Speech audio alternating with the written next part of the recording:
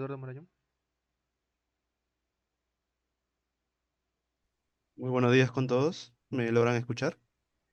¿Y se logra ver la presentación?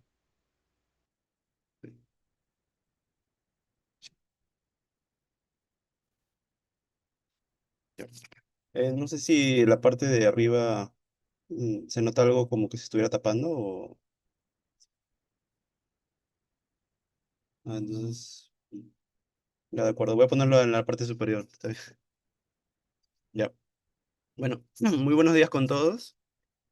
Como quisiera agradecer a la rama estudiantil y Triple Casuni por la invitación. Mi nombre es Eduardo Marañón Aguilar. Soy ingeniero electrónico. Y en esta oportunidad vengo a hablar sobre un trabajo relacionado con aceleradores de inteligencia artificial en la borda, titulado End-to-End Workflow for Quantized CNN Deployment on SRAM-based FPGAs, o en español como flujo de trabajo de extremo a extremo para el despliegue de redes neuronales convolucionales cuantizadas en FPGAs basadas en memoria SRAM o memoria estática. Entonces, en esta presentación voy a hablar sobre un flujo de codiseño de hardware y software para el despliegue de estas redes neuronales cuantizadas. Voy a indicar cómo fue realizado el entrenamiento consciente de cuantización, porque tenemos dos tipos de entrenamiento para cuantización, aplicado al final del entrenamiento o durante el entrenamiento. Y esto ha sido realizado con herramientas como PyTorch y Brevitas en FPGAs basadas en SRAM. Se va a mostrar un SoC, un sistema, un chip que integra un procesador RISC-V, que es un tipo de arquitectura de procesador que muy conocido hoy en día, con un acelerador generado por síntesis de alto nivel. Es un tipo de acelerador también open source llamado Signet. Y se van a evaluar diferentes tipos de modelos de arquitectura de CNN. Y también voy a mostrar ahí cuál va a ser el impacto de utilizar dos configuraciones diferentes en la ISA del procesador. Entonces ahí va a ser más relacionado a aplicaciones de agricultura. Tenemos la clasificación de soya y de café. Y ahí se va a mostrar análisis o comparaciones de estos diseños en términos de resultados de área, potencia, tiempo de inferencia y precisión en el modelo. Entonces este es un poco de mi biografía. Como comentó mi colega, yo soy doctorado en microelectrónica de esta universidad, Universidad Federal de Río Grande do Sul. Y actualmente trabajo en la empresa Senai RS de Cedra, con estos aceleradores de inteligencia artificial orientados más a aplicaciones de agricultura de precisión. Yo hice una maestría en microelectrónica en la URGS o UFRGS, y también más mi foco fue más relacionado a implementación de aceleradores de IA, pero aplicando modelos de tolerancia a fallas para aplicaciones aeroespaciales. Con esta maestría conseguí obtener un premio que voy a recibir en finales de agosto en Sao Paulo, en un evento Chip in Sampa, que es un congreso internacional, el premio José Camargo da Costa, otorgado por la Sociedad Brasileña de Microelectrónica. Y también estoy ahorita trabajando o estoy en un programa de residencia en microelectrónica que tiene que ver con diseño físico de ASICs con herramientas de Synopsys y Cadence. Yo tengo un bachiller en ingeniería electrónica por la UNI. Y durante mi investigación he participado en diferentes conferencias internacionales y he hecho publicaciones en el tema de la IEEE y también revistas como IEEE Design and Test y Transactions on Nuclear Science. Si ustedes me buscan en la IEEE Explore, pueden encontrar también mis trabajos relacionados a esto, ¿no? De aceleradores de inteligencia artificial y, bueno, procesadores también, RISC-V. Comenzando con la presentación, primero voy a presentar una breve introducción de este tema. Después voy a hablar sobre algunos datasets de los casos de estudio, dos datasets, sobre los diferentes modelos de CNN que fueron entrenados con PyTorch y Brevitas. Voy a hablar sobre un acelerador en específico que es el Signet, sobre el procesador RISC-V, en especial el RVX o RBX, que fue un procesador desarrollado por un grupo de investigadores de la Universidad Federal de Río Grande do Sul y cuenta con soporte internacional. También voy a hablar sobre esta integración del procesador con el acelerador y algunos resultados experimentales y discusiones. Entonces, actualmente los aceleradores de inteligencia artificial se ven en diferentes aplicaciones como vehículos autónomos, sistemas de defensa, plataformas aeroespaciales y teledetección satelital, los cuales requieren una clasificación de imágenes o detección de objetos, etcétera, en tiempo real y confiable. Entonces, estos sistemas embebidos se enfrentan a diferentes desafíos que pueden estar relacionados con limitaciones de memoria, potencia y cómputo, lo cual exige optimizaciones como cuantización y el procesamiento paralelo. Aquí en la imagen podemos ver, por ejemplo, un satélite que está capturando mediante una cámara multiespectral diferentes frames de imágenes, los cuales van a ser analizados en la borda. Entonces, y de la derecha también tenemos un satélite que está capturando, bueno, diferentes zonas de diferentes regiones, por ejemplo, zonas urbanas, zonas rurales o zonas remotas, por ejemplo, océano, etcétera. Entonces tenemos unos dispositivos que son los APSOCs, que significa All Program o System on Chip, que pueden estar basados en memoria SRAM. Estos APSOCs pueden contener un FPGA, que es la parte programable del APSOC, y también pueden tener lo que se conoce como el sistema de procesamiento, que es como una parte ASIC o hardcore que integra procesadores, puede contener procesadores ARM, y también tenemos memorias cachés, ¿no? Memorias para poder trabajar con la parte programable. Entonces, acá existen tienen diferentes tecnologías, ¿no? Diferentes tecnologías de 20 nanómetros, 10 nanómetros o 90 nanómetros, que pueden ser de la empresa Xilinx o Altera. Entonces, estos APSOCs ofrecen flexibilidad y alto rendimiento para implementar estos aceleradores, aunque su complejidad de diseño requiere un codiseño de hardware y software eficiente. En caso que no se utilicen estos procesadores hardcore, se pueden también implementar en el mismo FPGA, que es lo que voy a mostrar en esta ponencia. Y entre los aceleradores, por ejemplo, open source, tenemos a Signet. Signet es un acelerador open source voy a dar más detalles más adelante, pero básicamente está basado o está escrito en código de alto nivel, como C++. Y este acelerador es, a diferencia de otros, como por ejemplo Fin, que también es otro tipo de acelerador, pero a diferencia, el Signet su implementación en hardware es más compacto, porque el hardware que uno si genera a nivel de RTL, con síntesis de alto nivel, va a reutilizar va a reutilizar el mismo hardware para procesar todas las capas de convolución. Entonces, este de acá va a ocupar menos área, es más fácil de integrar y que sintetizar, por ejemplo, como motores de mayor escala, como mencioné el acelerador SFIN, que va a implementar todas las capas de convolución en hardware.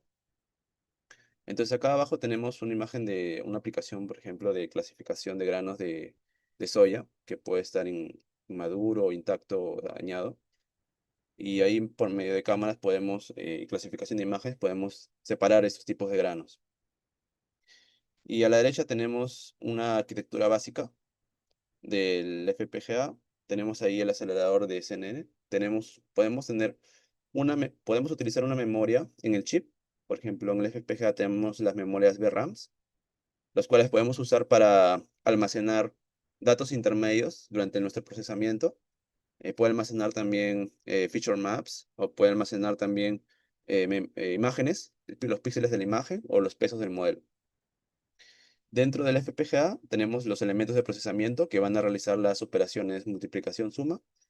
Y si utilizamos un APSOC, tenemos la parte del sistema de procesamiento que va a contener los procesadores, como mencioné antes, y va, digamos así, configurar este acelerador y todas las configuraciones necesarias para que realice el procesamiento capa por capa, sin intervención adicional del procesador. Y también, claro, podemos tener una memoria off-chip, o sea, por ejemplo, puede ser una memoria DDR que se encuentra fuera del chip, claro, y puede almacenar un número más grande de datos, ¿no? Y de imágenes o pesos. Entonces nosotros podemos almacenar estos datos, o las imágenes, los pesos del modelo, dentro del chip o fuera del chip. Acá tenemos un conjunto de herramientas que pueden ser utilizadas para el diseño del acelerador. Por ejemplo, tenemos el Xilinx Vivado High Level Synthesis, que con ese nombre se conocía antes, pero ahora tenemos el VITIS High Level Synthesis. En esta herramienta lo que hacemos es, bueno, utilizamos en este caso, los códigos de descripción del acelerador, el C++, del Signet, y aquí podemos, más que todo, hacer un acelerador, dependiendo de nuestra aplicación, podemos trabajar con el código para mejorar la eficiencia. ¿A través de qué? A través de directivas pragmas. Entonces ahí podemos indicarle qué tipo de hardware queremos utilizar en el FPGA. Por ejemplo, qué tipo de memoria. Puede ser una memoria True Dual Port, que significa que, por ejemplo, tenemos un puerto de lectura y un puerto de escritura, y estos pueden funcionar en paralelo. O podemos tener el Simple Dual Port, que podemos tener una memoria de escritura específica y un puerto de lectura y un puerto específico de escritura. O podemos tener un Simple Port, que solo tenemos un puerto de entrada, ¿no? Para acceder a los datos de la VRAM. También podemos indicar el nivel de paralelismo, por ejemplo, con la directiva Pragma Unroll. O podemos indicar el, el unrolling de la iteración for, ¿no? O sea, desglosamos las iteraciones para poder procesar la instrucción siguiente antes de haber acabado la actual, ¿no? Si es que se puede. Y también hay diferentes formas de especificaciones, ¿no? Con directivas Pragma, ¿no? Eh, una vez que tengamos nuestro código final en C++, lo que hacemos es hacer la síntesis en alto nivel para generar el código RTL, que puede ser en Verilog o VHDL. Y luego podemos exportar este código eh, HDL como un bloque IP. Entonces este bloque IP, digamos así, va a tener la descripción en RTL del acelerador. Y este bloque IP podemos nosotros integrarlo o importarlo en la herramienta Xilinx Vivado Design Suite para poder hacer mediante la herramienta Block Design o la herramienta Diseño de Bloques, podemos ahí importar ese bloque y utilizar también otros bloques de IP de Xilinx para crear nuestro circuito. Es en el caso de, bueno, el Xilinx, pero también se podría hacer con Altera, ¿no? Y lo que necesita el FPGA para programarse sería el bitstream, que es un archivo binario para poder programar el circuito que nosotros queramos. Y después tenemos otra herramienta que es el Xilinx Software Development Kit. Antiguamente se conocía con ese nombre, pero ahora tenemos el VITIS también. Y es para más que todo desarrollar un programa en C que va a ser ejecutado por el procesador en el caso cuando tengamos un APSoC o un sistema de procesamiento hardcore. Y ahí podemos indicar el código, ¿no? Entonces, resumiendo nuestra presentación, tenemos tres etapas. Primero realizamos el entrenamiento del modelo de red neuronal utilizando herramienta PyTorch y Brevitas. Ahí nosotros podemos especificar cuántas capas va a tener nuestro modelo. Una vez que realizamos el entrenamiento, se generan archivos como ONIX o archivos C++ que nosotros podemos importar y estos van a describir los pesos del modelo y bias o los sesgos. Y estos archivos los vamos a importar en la herramienta de Vivado High-Level Synthesis para la generación del código RTL. Y en la tercera etapa finalmente realizamos la implementación de este sistema en chip que va a contener el procesador y el acelerador, el FPGA. Entonces, continuamos con los datasets de estudio. Por ejemplo, aquí se muestran dos datasets que fueron descargados de la plataforma Kaggle.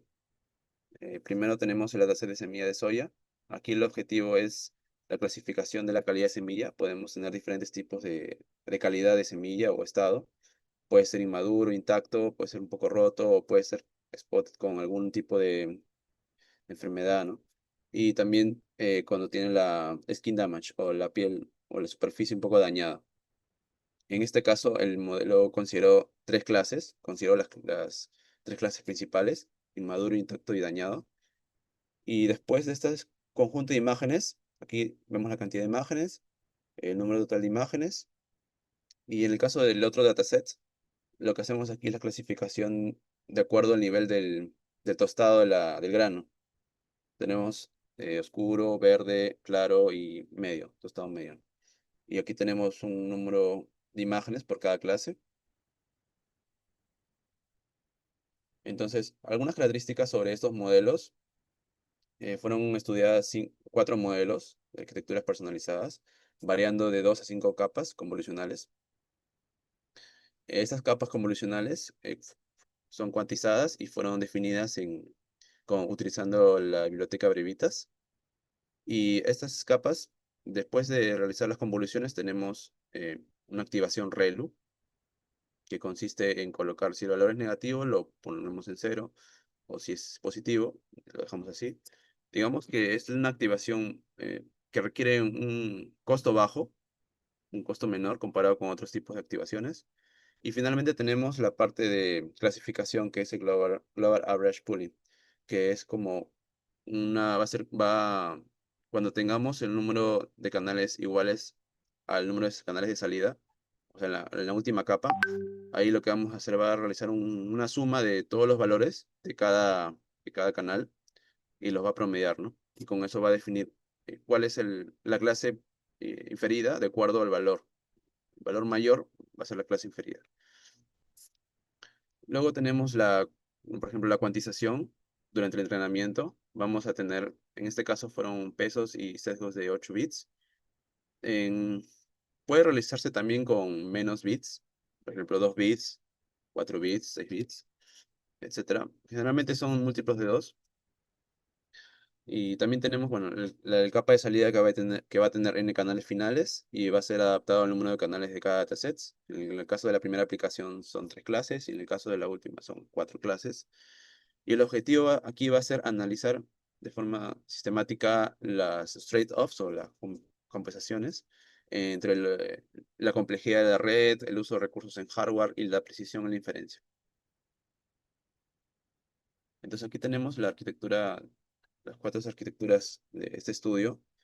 Por ejemplo, tenemos ahí eh, la imagen está formada por 3 canales RGB que tienen una dimensión de 32 por 32.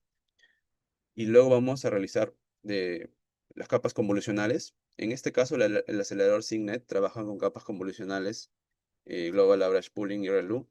Pero existen otros tipos de aceleradores como FIM, por ejemplo, que pueden soportar capas, con neuronios, o sea, fully connected. Entonces, aquí, por ejemplo, solo hemos trabajado con capas convolucionales. Por ejemplo, aquí, de acuerdo a la especificación de cada capa, este se va a ir reduciendo, ¿no? Hasta llegar al número de canales de salida. Igualmente aplica con todos los otros modelos.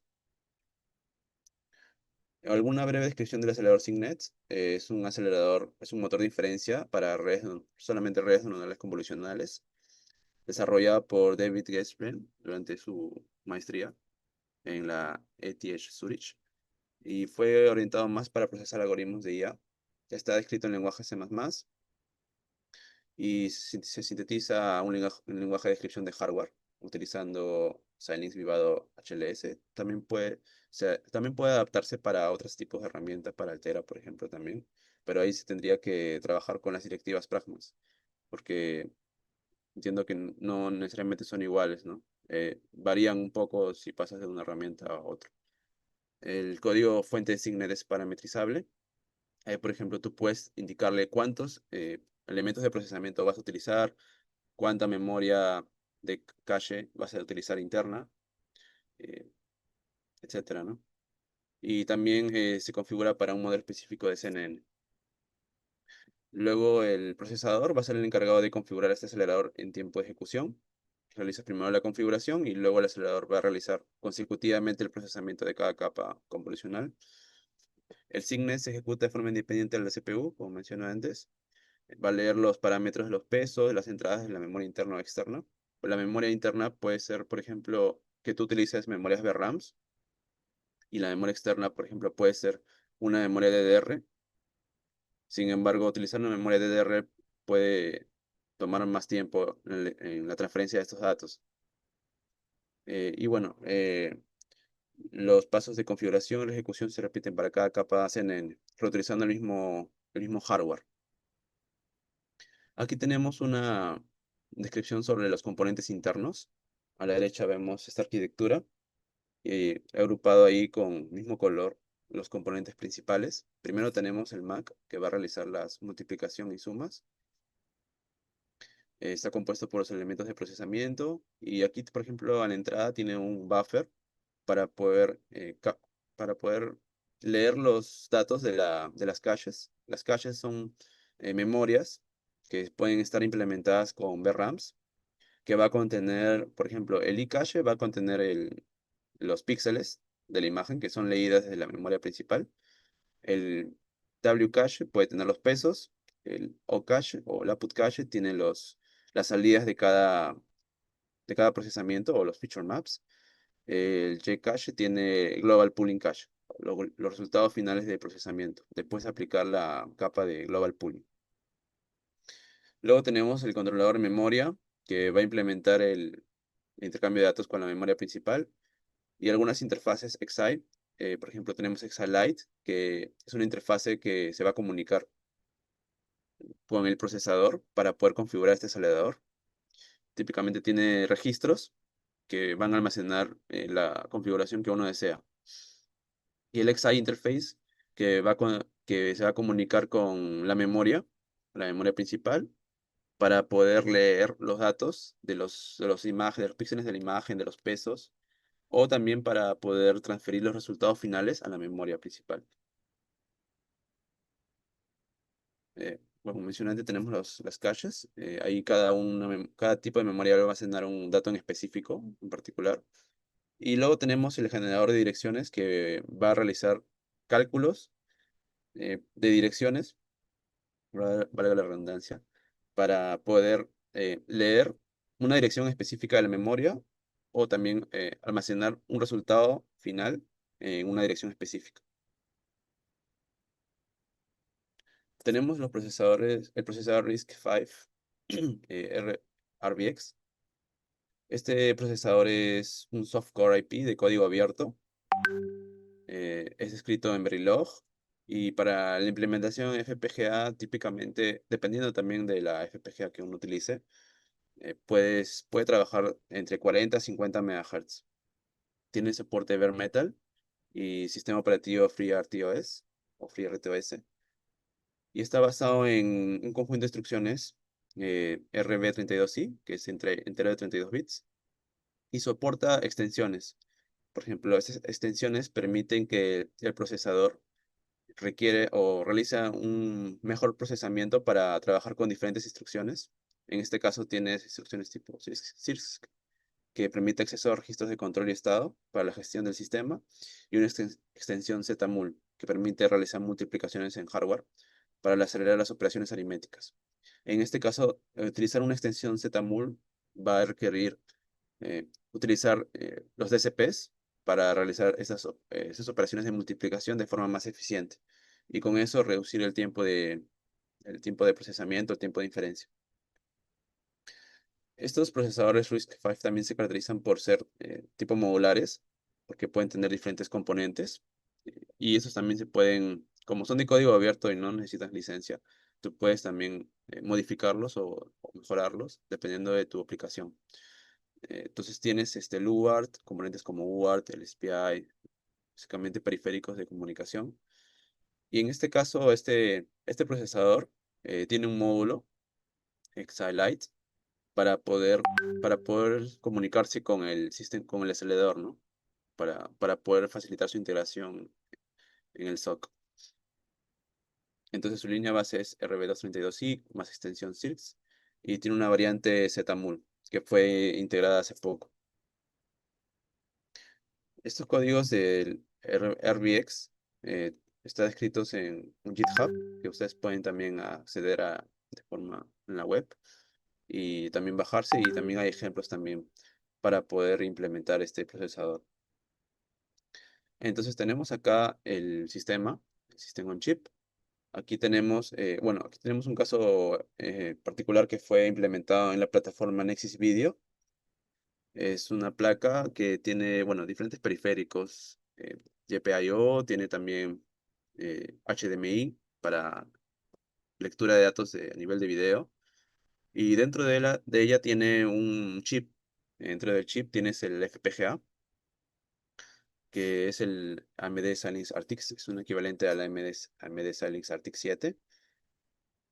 Ahí tienes un oscilador de 100 MHz. Y en este caso, para esta aplicación, debido a que el procesador trabaja de 40 a 50, dependiendo del FPGA, en este caso vamos a considerar 40 MHz. Y el acelerador vamos a considerar 100 MHz. Entonces, para poder generar dos frecuencias, necesitamos un IP. En este caso se ha utilizado el IP de Xilinx, Xilinx Clock Manager, donde tú, por ejemplo, tú tienes una entrada de 100 MHz y tú puedes crear dos frecuencias, 100 MHz y 40 MHz.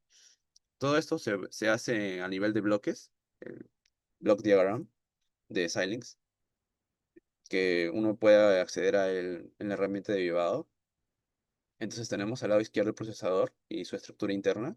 Tenemos el core, tenemos ahí el multiplexador para básicamente comunicarse con los demás componentes, periféricos como UART, GPIO, UART para comunicación UART y GPIO para entradas y salidas digitales.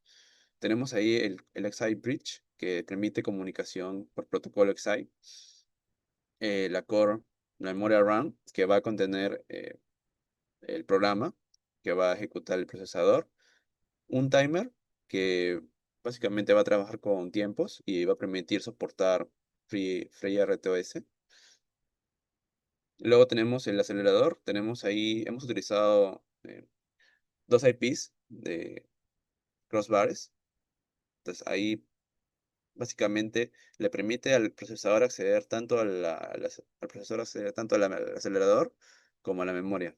En la memoria se ha utilizado una VRAM también de Xilinx, VRAM IP de Xilinx. Y bueno, esa sería la integración. Aquí están las dos frecuencias que mencioné antes, 40 para el dominio del procesador y 100 MHz para el dominio del acelerador y las interconexiones y la memoria. Aquí tenemos las descripciones de los dos crossbar y también la memoria compartida, que va a almacenar los pesos y los sesgos del modelo CNN, las imágenes de evaluación y los feature maps intermedios y los resultados finales de clasificación.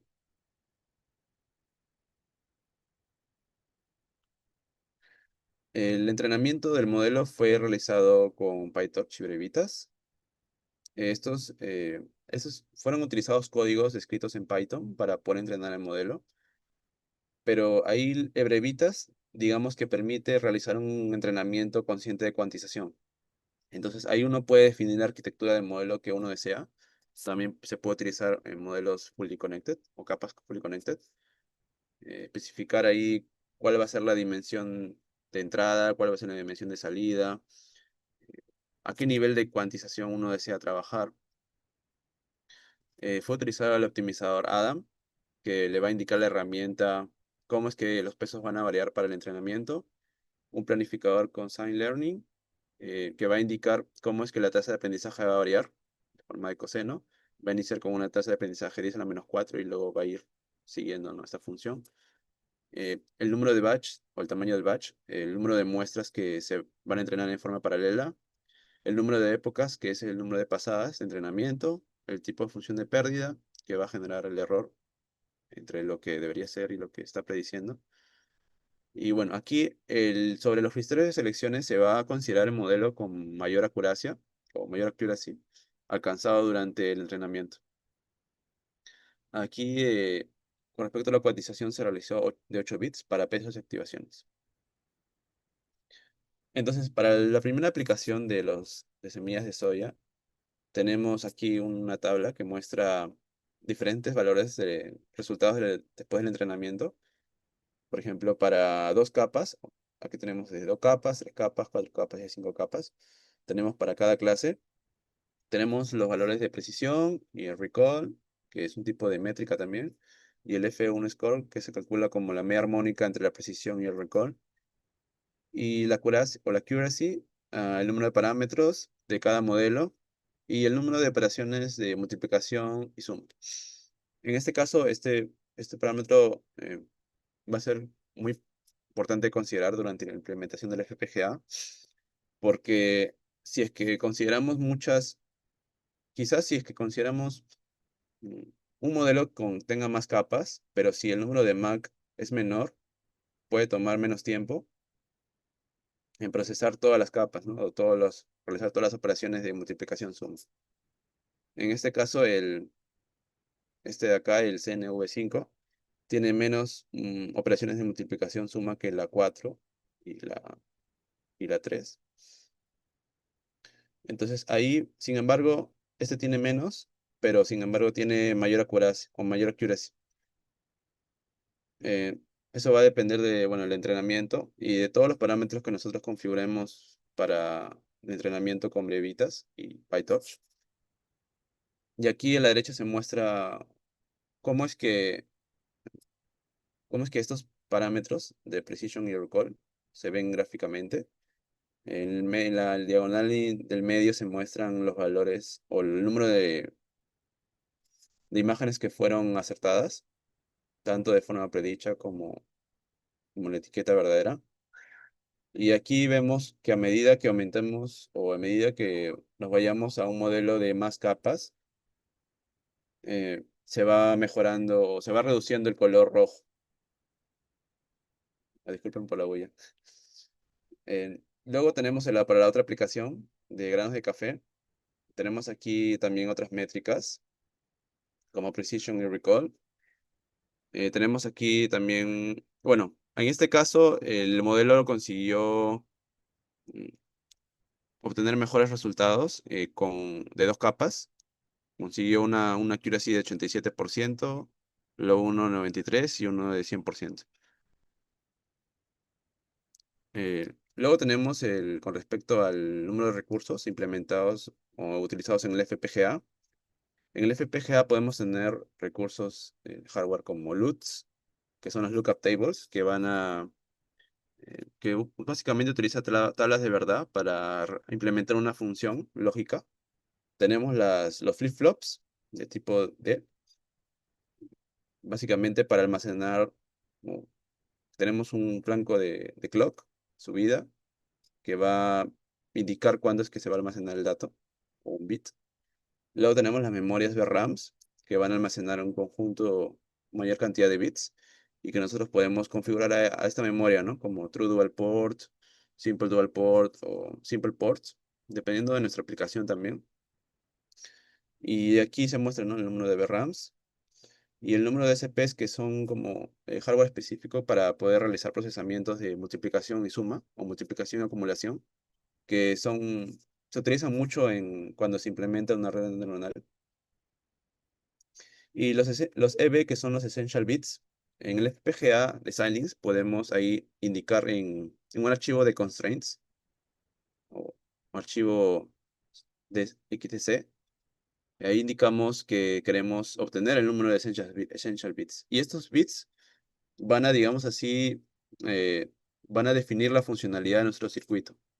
Entonces, digamos así que va a ser también como, en este caso lo he considerado como una métrica de área, ¿no? Para poder ver cómo es que va aumentando o disminuyendo, dependiendo también del número de LUTs, flip-flops, VRAMs o DCPs. Entonces tenemos para la primera aplicación de granos de soya, para los modelos, digamos así, más destacados, de 4 o 5 capas. En este caso se consideró una ISA de RB32i y CIRCS, con la extensión CIRCS, y vemos ahí cómo es que el área va aumentando, ¿no? O va disminuyendo. Dependiendo también del modelo que se especificó. En este caso, la CNV5 es un poco más, tiene menor cantidad de parámetros, por eso es que en este caso tiene un poco menos de área.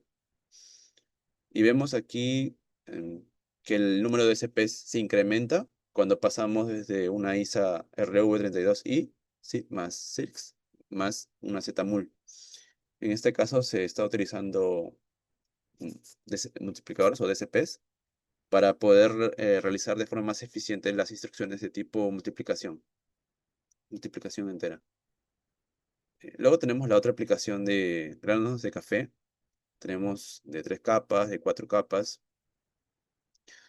Y aquí incluimos, bueno, hacemos una comparación cuando no se tiene esta extensión ZMUL de multiplicación.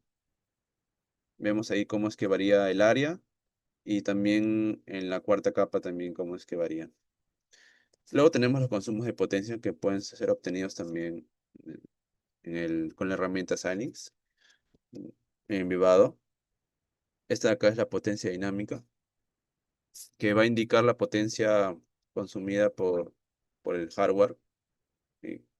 Dependiendo de la variación de los estados, cuando los nodos del hardware va cargando o descargándose. Entonces esta potencia es proporcional a la frecuencia, también a la tensión de la tensión de su power supply y a la actividad, ¿no? de carga y descarga de las capacitancias. Luego tenemos el desempeño, por ejemplo, el tiempo de inferencia para cada modelo implementado en el FPGA, el número de frames por segundo. Entonces aquí, por ejemplo, vemos que en el caso de la CNV5, la quinta red, como indiqué, tiene menos operaciones de multiplicación y suma, o multiplicación y acumulación. Entonces eso va a generar con que el tiempo de inferencia sea menor. Y acá en este caso tenemos una breve disminución de tiempo gracias a la instrucción ZMUL, porque cuando el procesador va a configurar el acelerador, este va a realizar por un breve tiempo algunas operaciones de multiplicación. Entonces, considerando una extensión ZMUL, nosotros logramos que el tiempo de diferencia se reduzca un poco. Este tiempo va a incluir entonces tanto el tiempo del acelerador como el procesador para la configuración y para la lectura de los datos, de los resultados finales. Y tenemos aquí también valores de accuracy y también el número de frames correctos. Correct frames per second. Eh, Luego tenemos, claro, considerando básicamente es una multiplicación aquí, ¿no? De un factor de accuracy por el número de frames por segundo. Y para la otra aplicación tenemos de café de los modelos 3 y 4 capas, considerando una ISA RV32i, 32i más 6 más ZMUL. Vemos ahí como el tiempo de diferencia también disminuye un poco, como la cantidad de frames por segundo y la accuracy y los frames correctos por segundo. Bien, eso sería de mi parte de esta presentación. Muchas gracias por su atención. Si tienen alguna pregunta pueden consultar.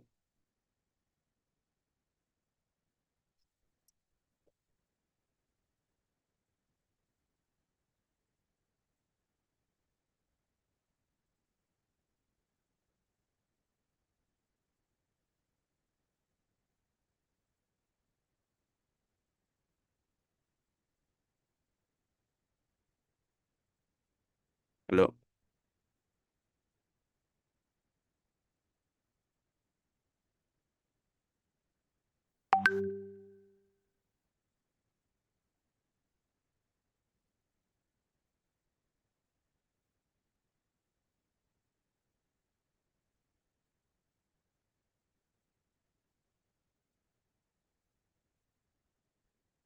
no logro escuchar. Sí, si tienen alguna consulta pueden decírmela. Eh, Está en el chat, igual en el chat. Me preguntan acá, Percy, ¿a qué se refiere con RISC-V? Ok. El RISC-V es un tipo de arquitectura. Voy respondiendo a las preguntas que se encuentran en el chat. El RISC-V es un tipo de arquitectura, digamos así, nueva, eh, de acá desde hace unas décadas. A diferencia del ARM, el RISC-V, por ejemplo, no necesitas pagar una licencia para poder trabajar con él. Eh, a diferencia del ARM, por ejemplo, también esta de acá bueno, es modular. Tú puedes configurar o trabajar con los módulos internos, el core o la memoria interna o los periféricos. Como tú deseas, tú puedes personalizarlo a tu aplicación. Y bueno, va a ser más que todo, y bueno, está soportada por un grupo internacional para ir incluyendo mejoras o nuevas extensiones. Y existen diferentes tipos de RISC-V, ¿no?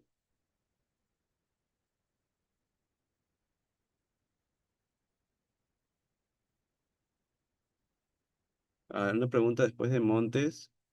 Dice, tengo una duda. ¿Qué tanto ha crecido y va a crecer el trabajo en esta área de FPGA para acelerar IA? Bueno, cada vez más existen muchas inversiones o para estos grupos de investigación en en esta área de FPGA para acelerar IA. En mi caso, bueno, yo estoy trabajando con el área de agricultura porque, por ejemplo, estos FPGAs que tienen implementación o estos aceleradores que tienen implementación en la borda, se pueden considerar, por ejemplo, en drones para poder realizar un procesamiento en tiempo real, para realizar clasificación, ¿no? de imágenes o detección de enfermedades, ¿no? en la agricultura. O también para verificar si es que el cultivo está yendo por buen camino, si es que de repente se utiliza mucho pesticida o no, o es muy poco. Entonces, digamos así, permite modernizar algunas aplicaciones. En el caso también de satélites, también se utiliza mucho, pero en el caso de satélites, como se encuentra en el espacio y este recibe radiación, ahí en ese caso se necesita implementar técnicas de tolerancia a fallas, ¿no? Como aplicar redundancia a ciertos módulos más sensibles que otros, o por ejemplo, aplicar técnicas de corrección de errores, etcétera. Entonces, se utiliza mucho también en los vehículos autónomos, vehículos eléctricos, para detectar si un peatón está pasando o no, o para evitar también, para tener una respuesta rápida, ¿no? Entonces, a diferencia del procesamiento en la nube, que digamos que tienes que enviar tus datos hacia un servidor o hacia un centro de procesamiento, esta respuesta es un poco más rápida, ¿no? Para poder obtener un resultado. Tengo otras preguntas. ¿Cuál es de parte de Percy, cuál es la particularidad de este tipo de sistemas con respecto a sistemas con Raspberry Pi y Jetson Nano? Eh, yo no he trabajado con Raspberry Pi, pero, o sea, básicamente aquí lo que hace el FPGA es que tú vas a vas a implementar un circuito de acuerdo a tu aplicación. Entonces, aquí lo que tú haces es, tú puedes programar el FPGA y si tú decides, por ejemplo, tienes una mejora en tu diseño, no necesitas mandarlo a fabricar de nuevo, sino que tú puedes eh, implementar tu nuevo circuito. Entonces, es más flexible en cuanto a la implementación. Entonces, ahí también existen diferentes modelos, porque anteriormente tenían una tecnología más antigua, ¿no? De 180 nanómetros. Entonces, ahora incluso existen los Versas, que pueden llegar hasta 6 nanómetros. Estos FPGAs tienen una mayor cantidad de hardware, a diferencia de los anteriores. Mayor cantidad de hardware, mayor cantidad de procesamiento, soportan redes neuronales más complejas y son un poco más rápidas por el tema de que tienen una mejor tecnología. Espera un segundo. Siguiente pregunta. Ángel, ¿cuánto es el tiempo que demora entrenar estos modelos? Por ejemplo, el caso de la soya, que usaron una gran cantidad de imágenes. ¿Hay algunas estrategias para reducir el tiempo de entrenamiento? Yo realicé el entrenamiento primero por ejemplo, todo va a depender también de de las dimensiones de tus imágenes. Si es que tus imágenes son de 32 por 32, y si es que tú consideras una mayor cantidad de parámetros de la red neuronal, va a tomar más tiempo, porque tiene que actualizar todos los pesos, ¿no? Mediante el entrenamiento y todo eso. Si es que la imagen fuera mayor, ahí te puede tomar más tiempo. Pero en este caso, como tiene 5 capas o 4 capas, 3 capas, no necesitas una GPU para entrenar esto. Puedes hacerlo desde tu misma CPU. eh, pero si la dimensión fuera, por ejemplo, de cada imagen de 720 píxeles, Ahí sí, ahí de repente puedes necesitar una GPU o si fuera mayor. También depende de la cantidad de capas de convolución. Eh, para reducir el tiempo de esto, bueno, si es que tú aplicas cuantización, también puedes reducir el tiempo, ¿no? De entrenamiento. Entonces, ahí, ahí también puedes, de todo depende en realidad de la complejidad de la red. ¿Qué tan complejo, a ver con la pregunta de Enrique, qué tan complejo es implementar la síntesis RTL en el software Altera para usar NIOS 5 para generar el RISC-V e incorporarlos mediante bloques? Em, una vez trabajé con el software Altera, pero fue hace mucho. Em, en ese caso, se podría trabajar también, eh, o sea, si tú tienes la descripción RTL de tu circuito, puedes también trabajar en el software Altera, no hay problema. En ese caso, en Altera, mm, no he trabajado esa parte de los bloques. Ahí habría que ver si es que están disponibles para trabajar también. Y, y bueno, eso. La siguiente pregunta de Luis Pomaquero. RISC-V, ¿qué tan confiable es su uso en el control de un proceso industrial? Donde se necesita dispositivos que actúen en tiempo real? Puede sustituir a los PLC de marca que se emplean en la industria. Mm, en ese caso,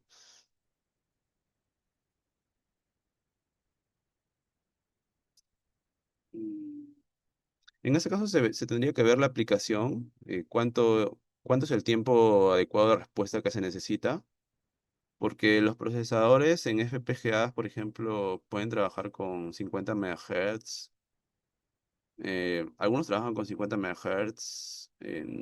A pocos he visto que llegan a 100, pero ahí, si son entradas y salidas digitales, podría ser en ese caso.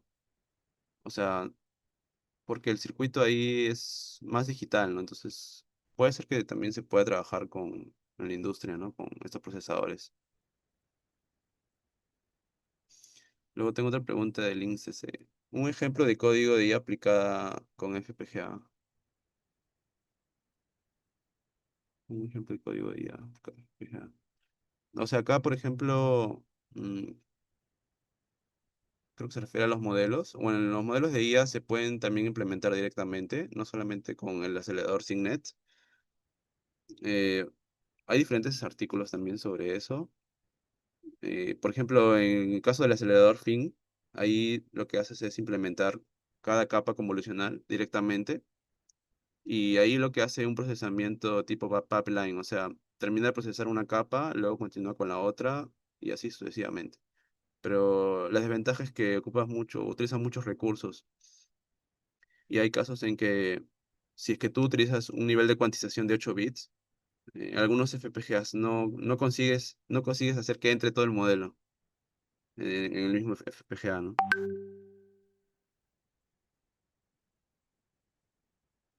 Otra pregunta, en su opinión, ¿puede llegar a ser más óptimo usar FPGA para la IA que usar Raspberry Pi como módulo de IA? No recuerdo el nombre, pero es un módulo orientado a hacer entrenamientos. Bueno, en ese caso, como comenté, no he usado Raspberry Pi o Raspberry Pi, pero utilizar FPGAs es eficiente en realidad y también es flexible para implementar aceleradores de IA. Am, y en realidad el proceso de implementación no es complicado. O sea, si vas aprendiendo de poco a poco esas etapas, puedes llevar a implementarlo sin problemas. No sé si hay otra consulta más. Ok, no. ¿Qué hardware recomiendas usar para ese tipo de sistemas con IA? ¿Qué hardware recomiendas usar para esto? Tengo entendido que se requieren aceleradores y fuente con mayor potencia. Ahí,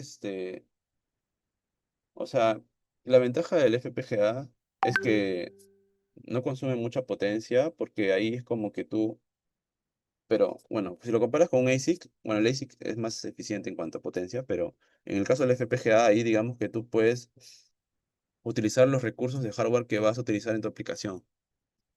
Si tú tienes ya un hardcore, ahí digamos que no puedes optimizar esa parte, ¿no?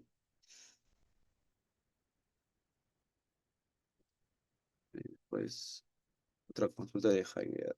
Actualmente estoy en la propuesta de mi trabajo de grado. Queremos implementar modelos de Time Machine Learning en FPGA y Vector Demo System. La idea es hacer el diseño en un bloque acelerador, Memory Maps. ¿Qué problemas cree que podamos tener durante el desarrollo? Ok, mm, Bueno, cuando yo comencé, a ver, ahí le puedo comentar algunas experiencias que he tenido. Cuando comencé a trabajar con los aceleradores, primero trabajé con pocos bloques en el diseño del diagrama de bloques para hacer primero funcionar, ¿no? Pero a medida que uno tiene más bloques que acceden a la memoria, o sea, que tiene un mapeo en memoria, ahí tendrías que analizar bien cuál es tu rango de trabajo en direcciones, ¿no? Entonces, eso puede ser alguno de los problemas que pueden tener. Si es que no tienen un mapeo adecuado de direcciones, eh, puede ser que se solapen estas direcciones. De ahí también la frecuencia de operación también es importante saber. Si es que no funciona, tendrías que bajar la frecuencia. Mm, De ahí en cuanto al número de recursos que necesita tu modelo para implementarse, también es importante analizar ahí. Y eso sería. ¿Existe algún ID o herramientas con IA embebida? Esa es la pregunta de Rodney. ¿Existe algún ID o herramientas con IA embebida que permita la implementación de ese tipo de proyectos de forma más rápida y eficiente?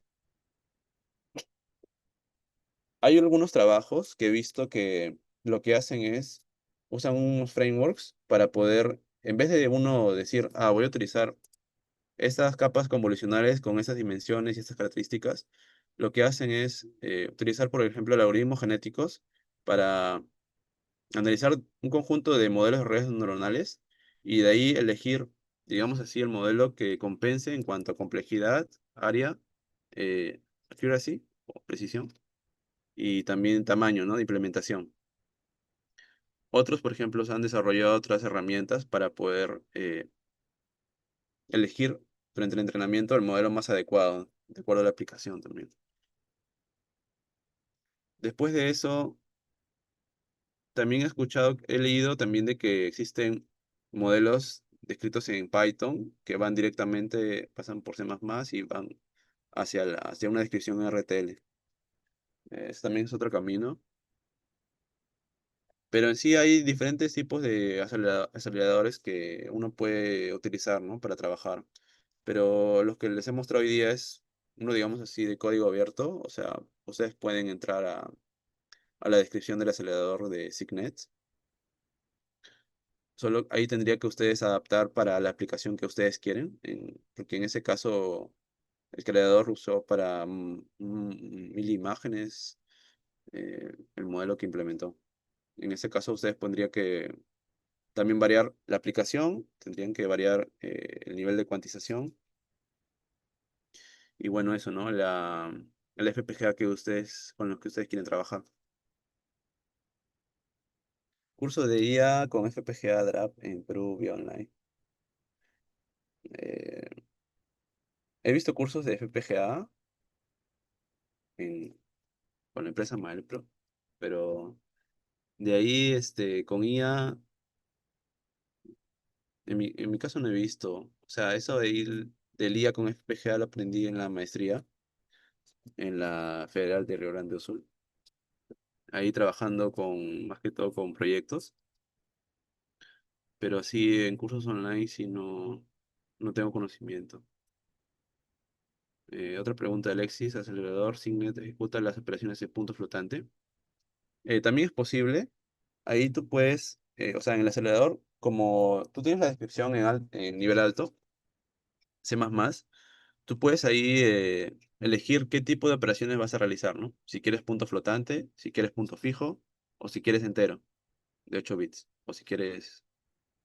Bueno, no he trabajado menos de 8 bits en Signet, pero es posible ahí adaptar de acuerdo a la aplicación, ¿no? Yo tengo un paper también que hice sobre análisis de diferentes implementaciones, tipos de operaciones. Eh, Me pueden buscar como en la EEE Explore, Eduardo Marañón, ahí me va a salir, o Eduardo Aguilar, o Eduardo Marañón, ahí debe salir un trabajo que hice sobre el acelerador Signet con diferentes operaciones, punto flotante, punto fijo y entero. Ahí hice una comparación entre diferentes implementaciones. Y en ese caso el entero me resultó más eficiente y también, bueno, en tanto en hardware o en footprint, memory footprint, cuanto en tiempo de inferencia.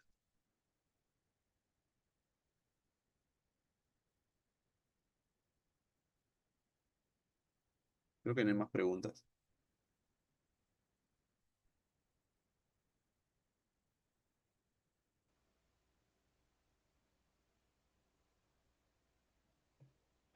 Bueno, ingeniero Eduardo Marañón Aguilar, decirles gracias por darnos esta ponencia muy enriquecedor, de verdad.